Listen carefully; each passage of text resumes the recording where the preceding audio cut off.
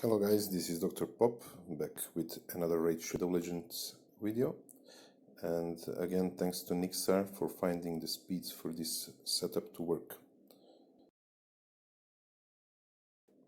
I'm gonna show you how to set up this on a Spirit clan boss, and yeah, this setup can work on all affinities. So at the start you use Unkillable with many poison sensitivity in Banshee, and this ability that increases the duration of your buffs.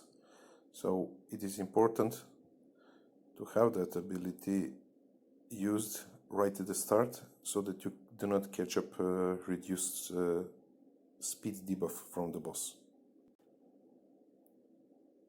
Everyone else just use whatever you want. Here you can increase the duration of debuffs on the boss. Just continue. See, we didn't catch up that decrease speed debuff. Just use whatever, and the boss will stun on bulwark. That is the first cycle. And the second cycle we will do the same, because we need to wait for Maneater to come into the sync and have all your champions protected with block debuff buff at all the time. Now we are using this. Here Banshee is not in sync yet, so we have to increase the duration again. And just play whatever with everyone else.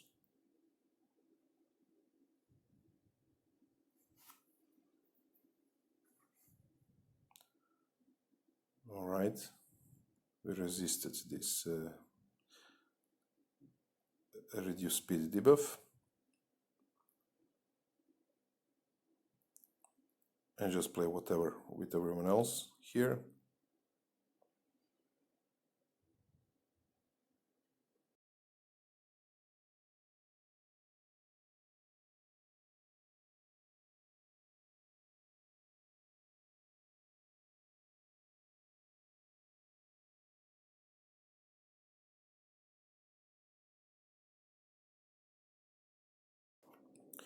Okay, this is the second stun. Now we're gonna do it a little bit different, because we actually need Flesh Terror to heal in a stun turn. So we're not gonna extend the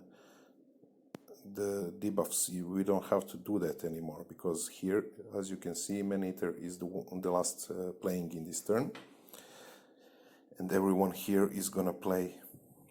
So we are gonna skip this. We're gonna play with Flesh Terror only with his A1, and whatever with anyone else.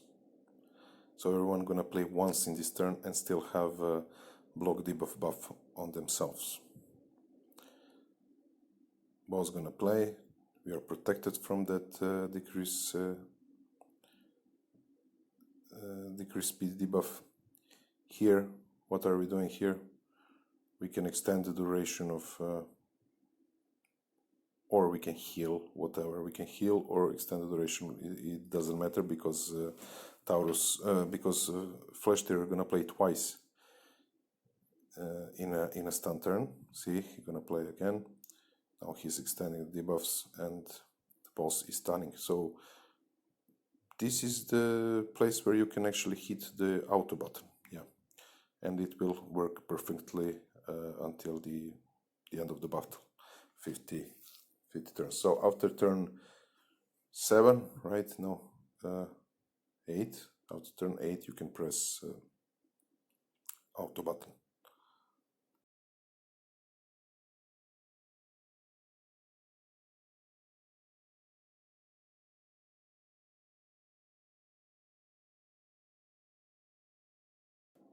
I'm gonna let you watch this for a couple of rounds, so that you can see the average of damage for this setup, and I'm gonna skip till the end of the video, actually at the end of the fight, to show you the results. And I'm gonna tell you that I tried this setup for a Void clan boss as well. It did a little bit less damage. It was 38 million, but it is still enough for 2 King Ultra Nightmare clan boss. The only problem you can have is a Force or a Red clan boss, because Red clan boss wants to stun the blue target. So how do you avoid this is having Taurus guy on a place of Banshee. Because Taurus gonna use his A3 ability that is reducing his health to 0, and then Flash Terror gonna heal him up, so he gonna attract the boss to stun him. The other way to approach this is to replace all your blue champions for the Force affinity fight and have green champions or red champions in it. Green champions that can replace Flash Terror is Steel Skull, so you just have to have same speed like Flash Terror and put him there, and he gonna work just fine. He gonna heal up everyone, and he gonna cleanse the stun from whatever you decide from whatever target you decide to use as a collector of stun. So this team works on all affinities except the red affinity, where you need to change one guy, to change Banshee for a Taurus, or whoever you decide can take the stun, or maybe Skullcrusher, because he's casting his unkillable debuff on himself, so maybe you can use him instead of Graveshield Killer. Or just have everyone green, because red boss is avoiding to attack green targets. If you want to know clan boss stun order, you can go and watch one of my videos that are talking about the clan boss stun order. Basically, the clan boss is stunning the target with the lowest HP level, but there are other priorities like buffs, number of buffs you have, and specific buffs like ally protection buff. So boss wants to avoid those that are ally protected. But the basic is actually to attack the lowest target on HP, unless he is below 15% of HP. If the target is below 15% of HP, the boss will ignore that target and attack the first target that is above 15% HP. So this is why we have to have a healer in this setup, to make sure that everyone is above 15% and the bulwark is always the lowest on HP. So he's the only one that doesn't have any kind of healing abilities beside Flash Terror healing him, and everyone else in the team have masteries that allow healing from attacks.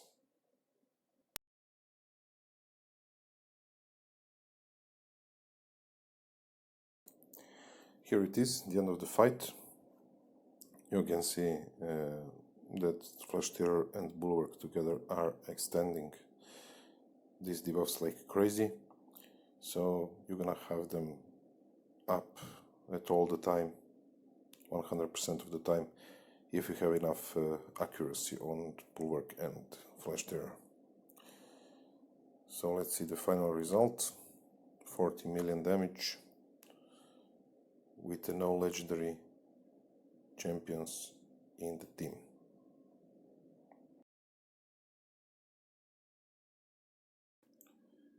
Okay, now I'm gonna show you the speeds for this setup. Man-Eater is at 307. He's actually, because of how this game counts the speed from the base speed, he is actually at 306.52 speed, and as far as I know, he can be the lowest at 305 speed, and this setup will work the same way. The other guy is Bulwark.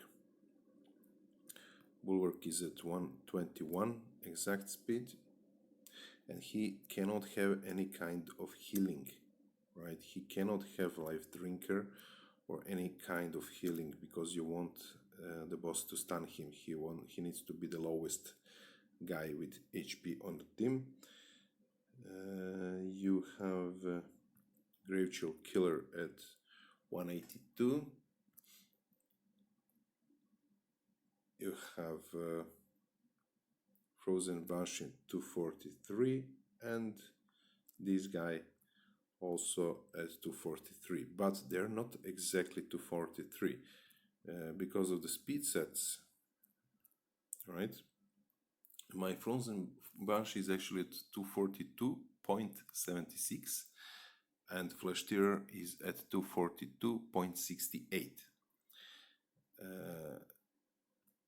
He have a regeneration set because I wanted to make sure that he's always above Bulwark, so he cannot get stunned.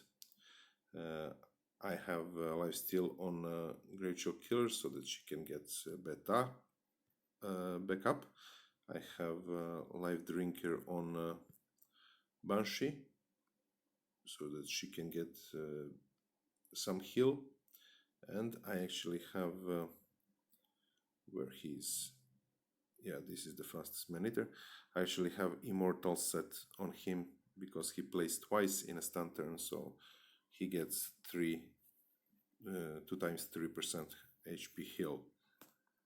So he's always above Bulwark. This is how you make the boss stun on the Bulwark. What is important here? Don't be afraid of these speeds, because in a campaign, nightmare campaign, right? When you go here, stage 6, and in that stage 6 you get the boss level, that is stage 7. You actually get the blue items of 3 to 6 stars, so you can farm those items and have 2 speed rolls on every single one of them. And it's gonna be much easier to farm speed sets there than to farm them on a dragon, right? I don't know, that's just my opinion, because when I was farming gear for this setup, I simply didn't get good enough pieces at Dragon Fight, and I was farming it for months. Then I started to farm Nightmare Campaign, and I pretty soon acquired pieces like this. See, these are blue 6-star boots with 45 speeds. These are blue crit rate gloves with 2 speed rolls on it. So it's easier for me to acquire the speeds required for this setup there. So the only thing you need is to have all blue speed sets with 2 speed rolls and some average glyph of +3, 4, or 5 speed, and yeah, banner with 3 speed rolls, and you're gonna have enough for this setup to work. Don't know if I forget to mention anything. These are the speeds. So yeah, I can just tell you the speeds are the lowest you can have for man-eater is 305. Banshee is 242.76. Flash Terror 242.68. Gravechill Killer 182, and Bulwark 121. And this setup is working just fine. So yeah, for me this is the closest to free-to-play that you can get, because this setup doesn't require any legendary champions. And as we know, Unkillable works only with Rosher the Tower and Sir Nicholas, but it is hard to make Sir Nicholas work on automatic fight. So yeah, if you're not lucky enough to pull Rochefort the tower, then this is the best unkillable setup you can have. All rare champions and only 2 epic with no legendaries. So see you with some other video.